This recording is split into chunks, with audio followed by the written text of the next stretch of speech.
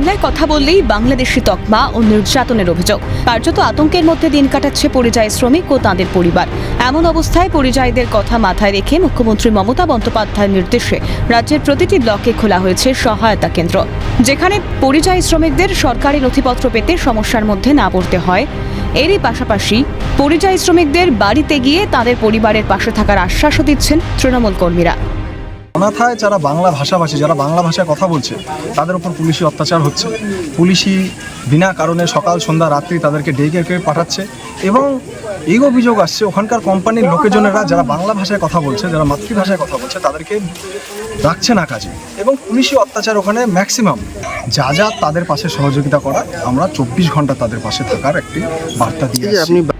শুক্রবার রাতে উত্তর দিনাজপুরের কালিয়াগঞ্জ শহর যুব তৃণমূল সভাপতি রাজা ঘোষের নেতৃত্বে যুবকর্মীরা যায় কালিয়াগঞ্জ পুরসভার 17 নম্বর ওয়ার্ডের বেশ কিছু পরিযায়ীর বাড়ি। খোঁজ খবর নেওয়া পাশাপাশি সরকারি নথি কিভাবে তারা সংগ্রহ করবে তাও বুঝিয়ে দেয় যুব তৃণমূল।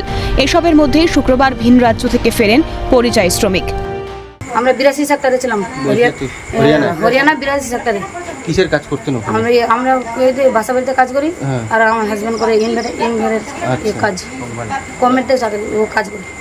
প্রচন্ড সমস্যা হচ্ছে ওখানে, প্রচন্ড সমস্যা হচ্ছে, মানে রাস্তাঘাটে উঠে নিয়ে যাচ্ছে, বাংলা কথা বলার মধ্যে উঠে নিয়ে যাচ্ছে, আধার কার্ড আছে, জন্মের সার্টিফিকেট আছে, সব কিছু তাও উঠে নিয়ে যাচ্ছে। পেটের খিদে রাজনৈতিক সীমানা মানে না।